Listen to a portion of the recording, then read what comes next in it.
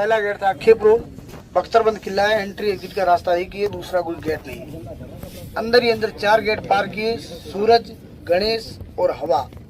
एक से दूसरा छिपा हुआ है, जिगजैग स्टाइल, कम गैप, घुमावदार मोड़ और खड़ी चढ़ाई। हाथी गेट को दौड़कर तोड़ न सके, क्योंकि मुगल काल में जो भी अटैक हुए गेट को तोड़ने के लिए हाथियों का उपयोग होता था। रेगिस्तान में हाथी और घोड़े नहीं थे, क्योंकि यहाँ पर पानी नहीं था। बिना पानी के ऊंट ही रह सकता है 15-16 दिन। तो यहाँ पर रेगिस्तान का जहाज ऊंट सेनाओं में उपयोग होता था। 4 गेट पार करके भाई दशहरा चौक और राजा के महल से एंट्री हुए। वहां से एंट्री होते ही टिकट काउंटर से पहले फोटो लगा था, राइट साइड में वर्तमान राजा और लेफ्ट साइड में जिनका डेथ हो गया, एशिया के सबसे हैंडसम राजा महारावल ब्रजराज सिंह भाटी। उसके बाद सबसे पहले आया शस्त्रागार। 18वीं से 20वीं शताब्दी के हथियार में सबसे विशेष कैमल गन और चंद्रवंशी धनुष बाण। छोटे गेट, संकड़े रास्ते और खड़ी सीढ़ियां, एक से ज्यादा दुश्मन दौड़ कर एंटर न हो सके। जो जाएगा वो बारी बारी से गर्दन कट। संकड़े रास्ते, छोटे गेट और खड़ी सीढ़ियां, राजा अलग और रानियां अलग। महल ये सब सुरक्षा के लिए होता था। उसके बाद में 250 किलो चांदी का सिंहासन के ऊपर में 22 कैरेट सोने का मेगा डंबर छत्र था। सोने के अंदर में पैक अंश का वैज्ञानिकों द्वारा कार्बन डेटिंग से आयु का अनुमान लगाया गया। 5000 साल पुराना द्वापर युग का मेगा डंबर छत्र सोने में पैक किया गया है, क्योंकि जैसलमेर के राजा कृष्ण वंशज है। उसके बाद त्रिपोलिया की तरफ बढ़ते हुए नेचुरल सीसी कैमरे, जहां से तीनों गेट दिखते हैं, कौन आ रहा है, कौन एंट्री, कौन एग्जिट हो रहा है। फुटबॉल आकृति के गोल पत्थर दुश्मन की सेनाओं पर गिराने के लिए। त्रिपोलिया में राजा जैसलमेर से वर्तमान राजा तक की पेंटिंग, इमेजिन और एक्चुअली पेंटिंग में फर्क साफ दिखता था। यानी एक साइड चेहरा, एक आंख। इमेजिन फुल फेस, पूरा दोनों आंखें, वो एक्चुअली पेंटिंग। उसके बाद में आए राजा गज सिंह का गजविलास, जिसमें चांदी की पालकी रखी हुई थी। पालकी ओपन पालकी है, इसलिए वो राजकुमार या राजकुमारी की होती है। अगर वो कवर्ड होती तो पर्दा प्रथा में रानी और महारानी की पालकी होती। उसके बाद लकड़ी का घोड़ा, राजकुमारों के खेलने के लिए खिलौना, क्योंकि रेगिस्तान में घोड़े नहीं थे। 600 साल पुरानी प्रतिमाओं में सबसे खास प्रतिमा दाढ़ी में मर्यादा पुरुषोत्तम श्री राम की। स्टैंप कलेक्शन से होते हुए महारानी का रंगमहल और जैसलमेर के सबसे लंबे राजा शालिवाहन सिंह भाटी का ड्रेस, 7.5 फीट लंबाई, वजन 250 किलो। इसके बाद हाईएस्ट पॉइंट, ये होने के बाद ये रास्ता रिपीट नहीं होगा। रानी के महल को देखते हुए 30 नंबर से निकलेंगे। 21 रानी के 21 रूम, जिसके अंदर में केवल स्टेप बाय स्टेप कर बोल देता हूँ। गणगौर माता, गणगौर जो आप पूछ रहे हो ना, राजस्थान का सबसे बड़ा फेस्टिवल है गणगौर। होली के बाद बड़ी धूमधाम से राजस्थानी लेडीज अपने हस्बैंड की लंबी आयु के लिए 16 दिन का व्रत रखती है। इसको गणगौर कहते हैं। गण का मतलब शिव, गौरी मतलब मां पार्वती। छोटी कन्याएं या राजस्थान में कुंवारी कन्याएं अच्छे वर की प्राप्ति के लिए भगवान शिव और पार्वती की जो आराधना करते हैं, उसको गणगौर कहते हैं। हिंदी सीरियल बालिका वधू, ये रिश्ता क्या कहलाता है। फिल्म जुबेदा, जोधा अकबर में ये दिखाया जाता है। इस प्रतिमा को जब हम देखेंगे, इस प्रतिमा को राजपूत लेडीज के सिर पर और कन्याएं मिट्टी की छोटी मूर्ति बनाती है। इसको लेते हुए गड़ीसर झील जो सामने दिख रही है, वो पानी का तालाब, वहां पर लेके जाते हैं। मिट्टी की प्रतिमाओं का विसर्जन और पूजा सामग्री का विसर्जन होता है। और उस समय हमारे वर्तमान राजा भी जैसलमेर में आगमन होता है। शाही सवारी में वहां तक जाते हैं, उसे बोलते हैं गण गौर। गण यानी शिव, गौर मिस मां पार्वती। तो गणगौर माता की प्रतिमा को देखते हुए किले का नक्शा देखेंगे, जिस किले में हम घूम रहे हैं। 21 रानी के 21 कमरे आगे में बंद मिलेंगे। केवल एक ड्रेस का जोड़ा आएगा, जो ट्रेडिशनल गणगौर में लेडीज और जेंट्स का पहनावा। पुरानी ड्रेस को इसके अंदर में नहीं दिखाया गया है। 21 रानी और 21 रूम, कई दरवाजे बंद होंगे। कहते हैं कि 17 किलोमीटर लंबी टनल लोद्रवा जैन मंदिरों तक जाती थी। युद्ध या आपात की स्थितियों में जब किला दुश्मन सेनाओं द्वारा घेर लिया जाए तो सुरक्षित रसद सामग्री का परिवहन होता था, क्योंकि यहाँ पर क्षत्रिय कभी रण नहीं छोड़ता था। इस किले पर 3 बड़े आक्रमण हो चुके हैं। फर्स्ट अटैक अलाउद्दीन खिलजी का माना जाता है, सेकंड है तुगलक, तीसरा अमीर अली पठान। बाकी रेगिस्तान में बड़े अटैक नहीं होते थे। इनका कारण भी था व्यापार मार्ग। सिंध, पेशावर, काबुल, कंधार, कराची, अफगानिस्तान जो भी व्यापार होता था वो लोग व्यापार करते थे, उनसे भी टैक्स लिया जाता था। उन्होंने टैक्स देने के मना करने पर कैमल कारवान को रोक दिया गया था। प्रतिशोधवश अटैक हुए थे। बाकी रेगिस्तान में आक्रमण का मतलब ये होता था कि आधी से ज्यादा सेनाएं तो भूख और प्यास से मर जाती थी दूर दूर तक, क्योंकि यहाँ पानी नहीं था। मार्च, अप्रैल, मई, जून, जुलाई यहाँ पर कोई घूमने भी नहीं आता है, क्योंकि यहाँ पर टेम्परेचर 50 से 52 डिग्री हो जाता है। गर्म हवाएं, लू भी चलती है यहाँ पर, तेज हवाएं। लोकल वाले कैसे रहते? 11 बजे से 4:30 बजे तक यहाँ पर लोकल वाला भी गली में नहीं दिखेगा। जो काम है सुबह और शाम होगा, उसके बाद में वो भी अपने घरों के अंदर होंगे। बाकी छोटी गलियां जहाँ पर अपन पटवावली जाएंगे, 2-2, 3-3 फुट की गलियों में गर्म हवाएं, लू भी सैंड स्टोन से टकराकर ठंडा होकर प्रवाहित होती है। वहाँ कोई दिक्कत नहीं है। चौड़ी गलियों में और शहर के बाहर में यहाँ पर आपको कोई नहीं दिखेगा। यहाँ तो कोई सवाल? जब देव गुलाम था उस टाइम यहाँ पे फिर भी राजा महाराजा लोग रहते थे। इस एरिया में अंग्रेज भी नहीं आ पाए। ये गुलाम नहीं था। ये गुलाम नहीं था ना। अंग्रेज इतिहासकार कर्नल जेम्स टोड ने अपनी हिस्ट्री में साफ लिखा है कि जैसलमेर में जाने के लिए पत्थर की टांगे चाहिए। एक कहावत कही जाती थी कि घोड़ा कीजिए काठ का, पिंड कीजिए पाषाण, बख्तर कीजिए लोहे का, तब देखो जैसाण। तब जैसलमेर देखना आसान होता था।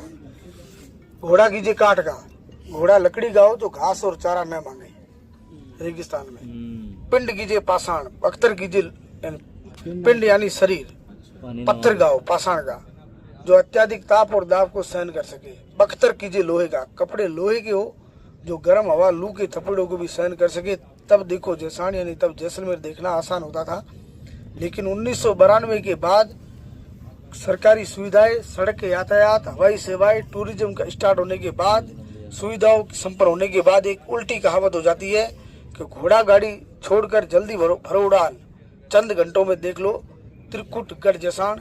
कई अंबानी और अडानी परिवार ये फ्लाइट द्वारा आते हैं, मॉर्निंग में साइट सीइंग करते हैं, शाम को डेजर्ट का आनंद लेकर रवाना हो जाते हैं। अभी यहाँ पर पर्याप्त सुविधाएं है, पर्यटक शहर है। भारत के टॉप 10 शहरों में इसके अंदर की गलियों की बनावट है। जहाँ भी जाओगे झरोखों की नगरी, छोटी छोटी गलियों का शहर, और उसकी अंदर की बनावट काफी सुंदर है, कारीगरी। 1295 AD में अलाउद्दीन खिलजी के कैमल कारवान को रोक दिया गया था, क्योंकि उन्होंने टैक्स देने से मना कर दिया था। प्रतिशोधवश अटैक हुआ था 1295 में अलाउद्दीन खिलजी का, और जैसलमेर का पहला साका हुआ था उस समय। साका एक इतिहास है जो जोहर से भी खतरनाक होता है। जोहर तो मेवाड़ का इतिहास है।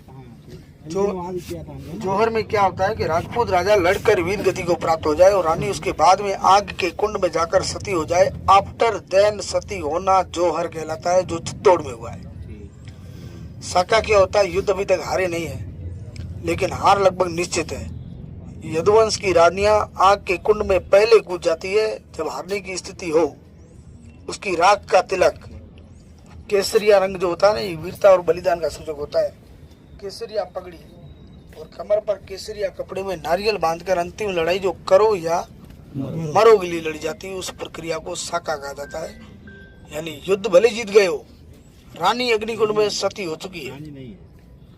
जो सकता था दीपिका पादुकोण का जो मूवी नहीं बनी थी रणबीर के साथ, पद्मावती, वो तो यहाँ के नहीं थे।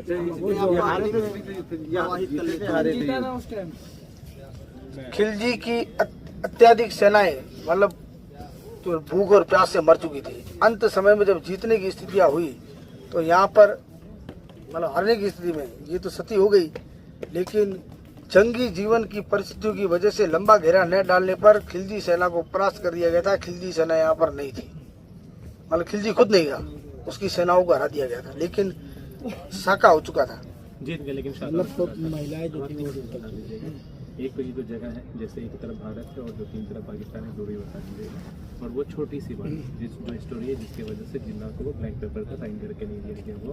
और आखिरी चीज जो पत्थर के कलर से आप शहर का अंदाजा लगाएं। नीचे कुछ स्टाम्प भी थे, मतलब वो लगा राजस्थान में जैसलमेर गोल्डन, जोधपुर है blue, Jaipur pink, Udaipur white, Bikaner red. या रंग रंगीलो राजस्थान, क्योंकि ये सब हर शहर का अलग अलग कलर है। हालांकि उदयपुर को लेक सिटी भी कहते हैं, लेकिन कलर के हिसाब से उसको व्हाइट सिटी कहते हैं। जोधपुर को सूर्य नगरी या सन सिटी भी कहते हैं, लेकिन ऊपर से जब देखोगे तो इसका रंग ब्लू सा दिखता है, इसलिए जोधपुर को ब्लू सिटी भी कहते हैं। 1947 में हमारे तत्कालीन महारावल गिरधर सिंह ने भारत और पाक के विभाजन के समय पाकिस्तान के राष्ट्रपिता मोहम्मद अली जिन्ना का ब्लैंक पेपर ठुकरा दिया था। जिन्ना ने हाथ जोड़कर शर्त रखी थी कि सारी शर्तें मान लूंगा, लेकिन विलयीकरण में आप उधर आ जाओ। यदि विलयीकरण में ये राजा महारावल गिरधर सिंह उनका कहना मान लेते तो 3 रियासतें और चली जाती। बीकानेर और जोधपुर जैसे बड़े भूभाग भी वहां पर विलय होने को तैयार थे, लेकिन बीच में रोड़ा ये जैसलमेर ही था। वो दोनों लोग तैयार हो गए थे।